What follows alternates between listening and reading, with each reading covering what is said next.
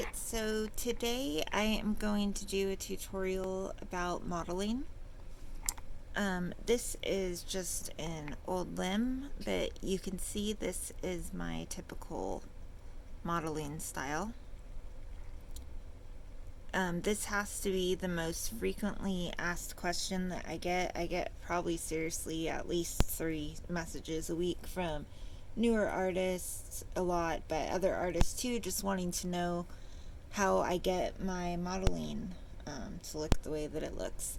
So I thought I would do a tutorial on that. The first most important thing about modeling is modeling sponges. These are all the modeling sponges that I use all the time. I have more, but I don't use the other ones that I have. I hand pluck all these myself. You can see that they have different hole sizes for different effects. I have different types of sponges. These ones are made out of cosmetic wedges, and then I have a lot of beauty blender wedges that are different consistencies that give me different types of effects. So let me get the camera set up, we'll get the paint mixed, and we'll start.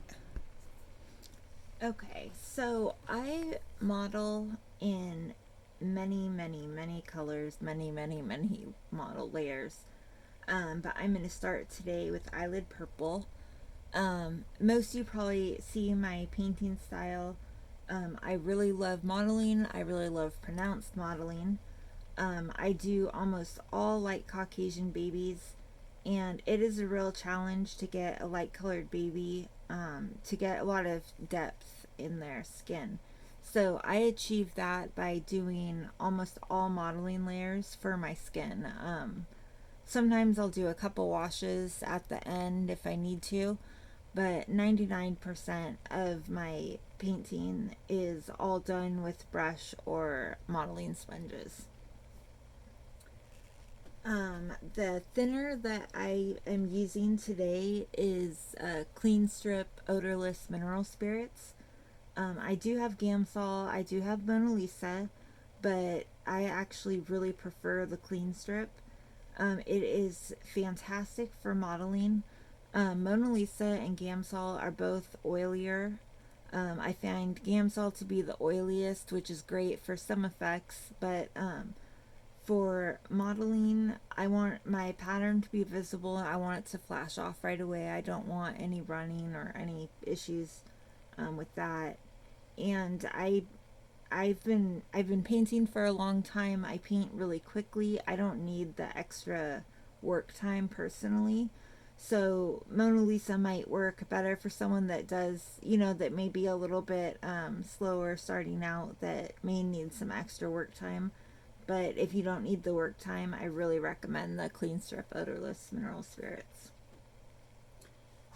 Okay, so this is going to be, I'm using Manuela Lim just because she's one of my work in progress babies, and I have not done her first pronounced model layer yet. And usually the first model layer that I do is eyelid purple, so that is what I'm going to mix right now. But like I said, I use so many different colors. I mix all different reds, blues, greens, yellows, variations. I use a whole bunch. I couldn't even list them all. But so I fill my well up about halfway. And I have a mixing brush right here, which I just run along. I don't pull any out with a toothpick. I just run my brush along it.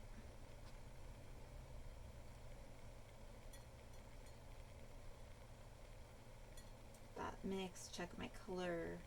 It's a little bit light still for what I want, so I'm just gonna get a little bit more.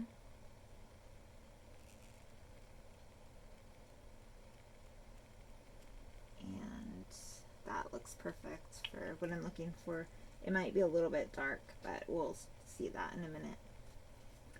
So my creases, this is not modeling, but it kind of goes together with this layer. So my creases, I build up slowly as I paint. So I do a crease layer with most of my model layers. If they start looking dark enough, I will stop. And then, you know, maybe 10 layers later, I'll see that they need a little more, so I'll add some more. But with my modeling color, I just do my creases first really quickly. Pretty much I just do my darker creases.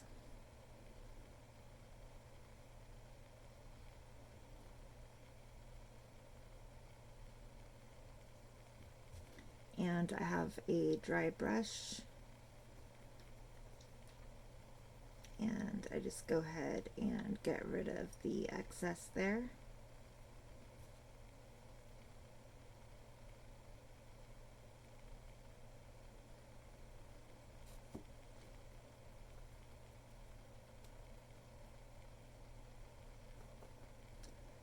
Alright, that looks pretty good. I'm just going to do a little bit on her toenail right there. Alright. So I'm going to use this sponge, which is one of my favorites. You can see that I use purple on it a lot. But so I have this, I don't know what size brush this is, but it's a larger brush, flat brush. And I just go ahead, swipe it over it one time. For those, if you're not sure what color it's going to be, or you don't know if you have, you know, the right amount of paint, you can just gently blot it down. I know since I only do the one swipe that that has removed my paint. I don't normally do that, but if you just want to check it, you can. So I'm just gonna put the more paint on, which would be my normal amount. I always start at the back of the limb and then do this side and then do the outside. As you do your pattern, the first blots that you're going to do are going to be the lightest, and then as the thinner evaporates and it's just paint left, they're going to get darker. So I like the darker pattern to be on the outside, which would be more natural. So I'm just going to very lightly press. It's pretty much just stamping it on.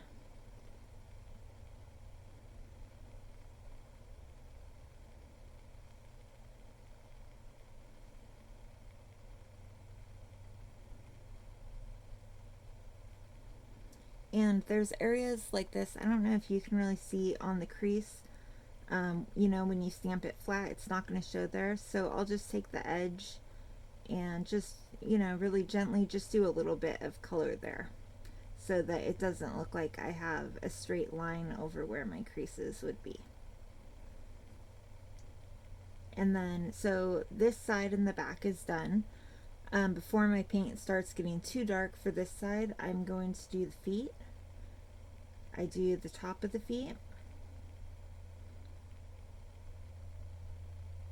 And there.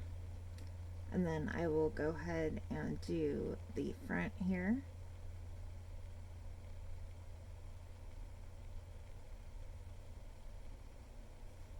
And then move to the outside.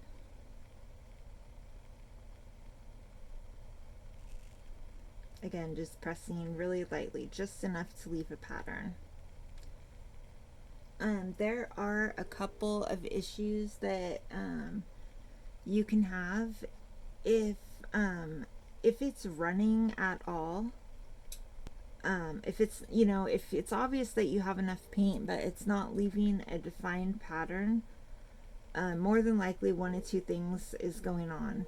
Either you have too much paint on your sponge, in which case you can just blot it, or you're pressing too hard.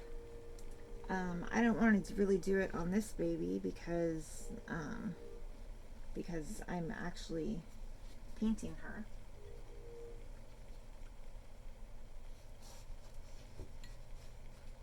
But I'll grab this old piece. Okay. You could see if I press hard, you get a red spot, but no actual paint. It's just gonna look like a circle. And another really important thing, which is why I do my creases first and blot them, You don't want to use anything over your model. You don't want to pounce it. You don't want to use a dry brush. The only time I would ever touch it is if I don't have any right now, but say I got, or I guess this could potentially be one, a little spot that's a little bit too dark. I'll just take a tiny corner and pounce it, just so it's not so pronounced. But any brushing, pouncing, anything is gonna destroy your modeling pattern. Also, you know, if your modeling is not showing up at all, you could either not have enough paint on your sponge, or you might not have your paint mix dark enough. With modeling, you definitely want it more concentrated than with a wash. For it to show up, it needs to be a bit darker. So, yeah, I think that is it.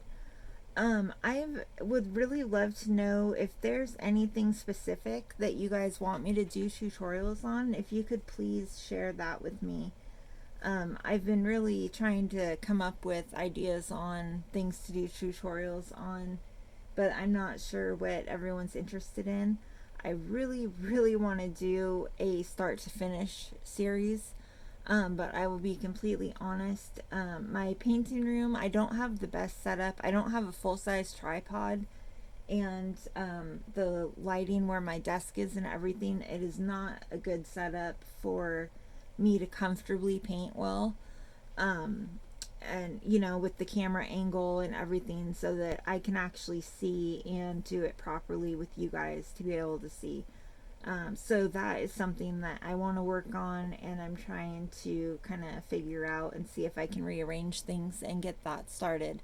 But like I said, if there is anything specific you guys want to see, these have been fun for me to start doing, and I'd like to do more. So just definitely let me know. All right, thanks.